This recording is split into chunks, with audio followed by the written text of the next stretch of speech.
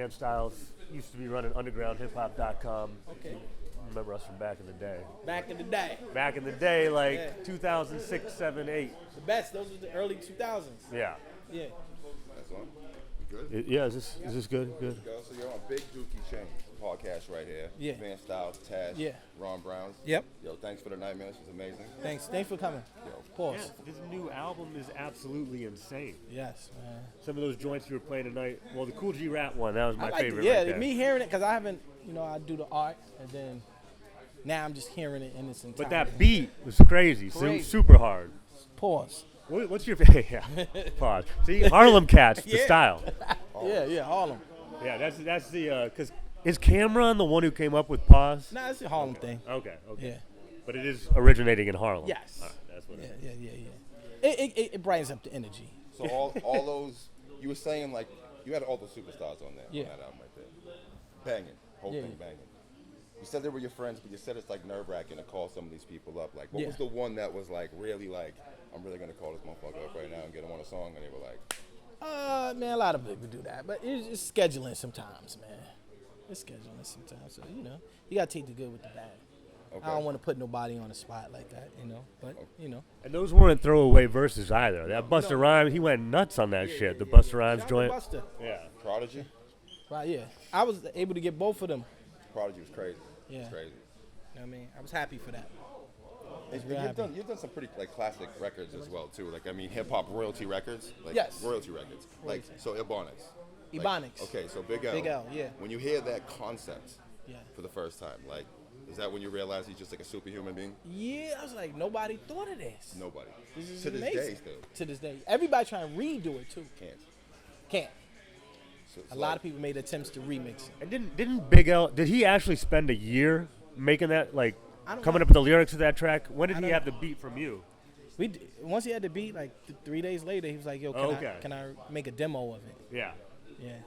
And how was the demo compared to the final version, the studio version? I mean, the demo was done on the tape. Yeah. And we went to an actual studio. Reel to Reel was at the time. It wasn't Pro Tools yet. Yeah. Yeah. I mean, an actual like real hip hop royalty, obviously Ether. Yes. I mean, everybody knows Ether, right? So you're sitting there. I mean, did you know that you were going to be making a record that was going to be dissing Jay-Z? No. I actually when they called me and said, Nas picked the beat from you, I was like, yeah, right. Nas ain't picked no beat from me. That was like in the summertime, and then that winter time, they're like, Nas, why don't you come to the studio and listen to what you did? I said, oh, this is going to be amazing. Yeah. I'm thinking it's going to be a street record, just a regular record. Okay. And he plays the intro, F Jay-Z. I said, what am I listening to?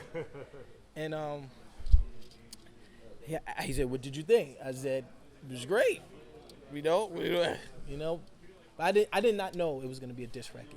Who was the first person you called afterwards when I you? didn't ask that question. I think I called my childhood friend C-Dub.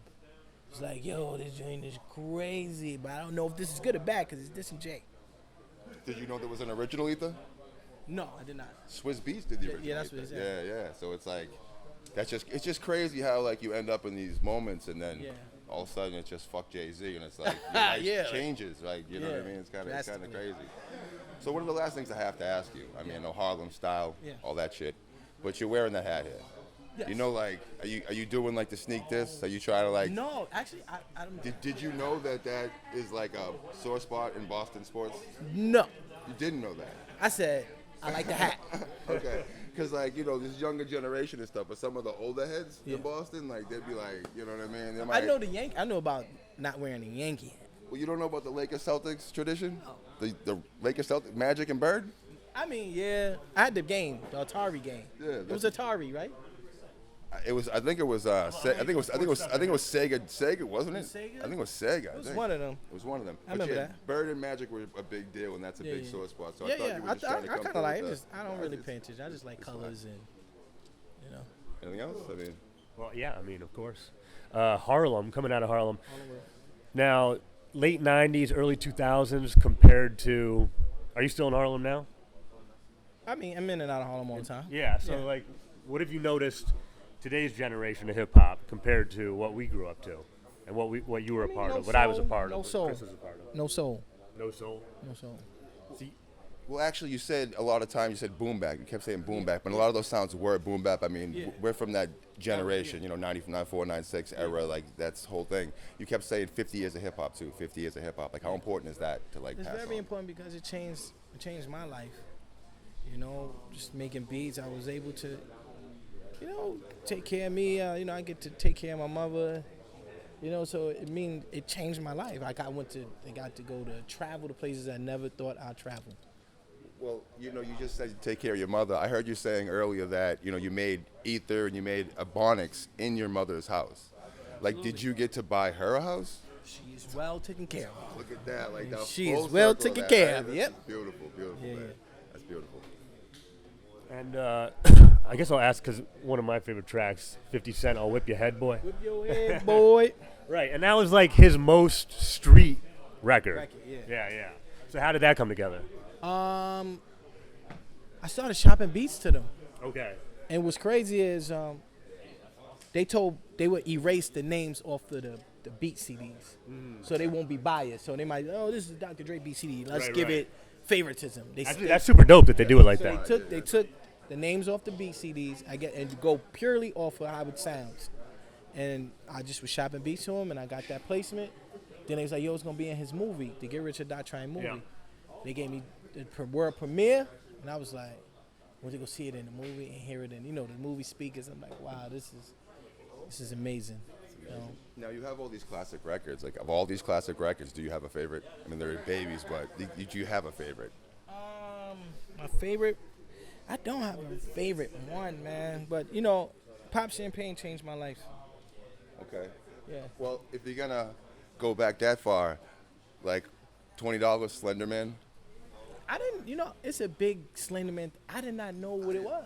I didn't know either. They until attached the song to Slender Man. when I was doing research for this interview right here, I came across the whole Slender Man thing, and I still don't just- know actually details about what Slender Man is. And It turns out you were a giant meme, Yeah. and Slender Man was Yeah. involved with it, and it was off your $20 song. Yeah. So congratulations on that.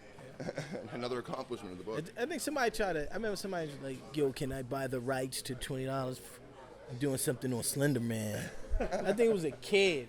I was like, how much money? He was like, I only got $200. I said, man, you're not getting the rights to my song from me.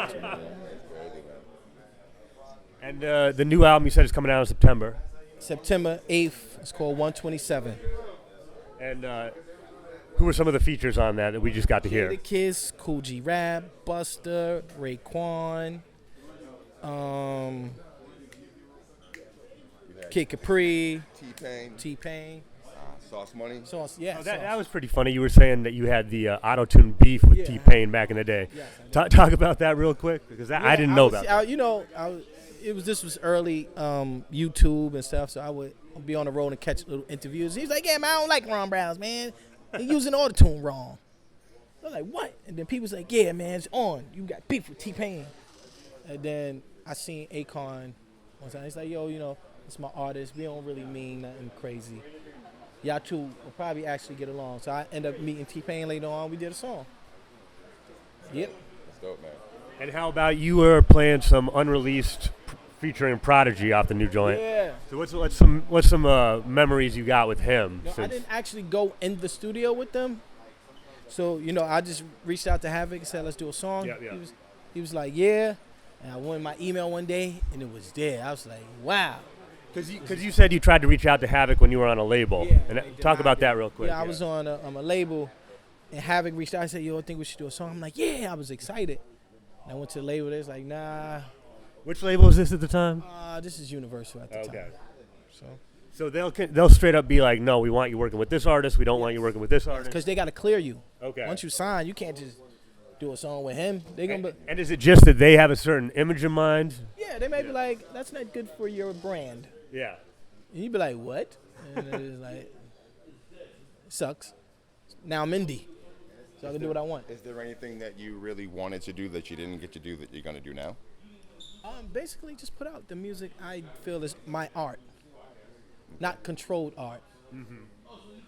Yeah. From what I've heard, it was fire. Thanks, man. Yeah. So, yeah.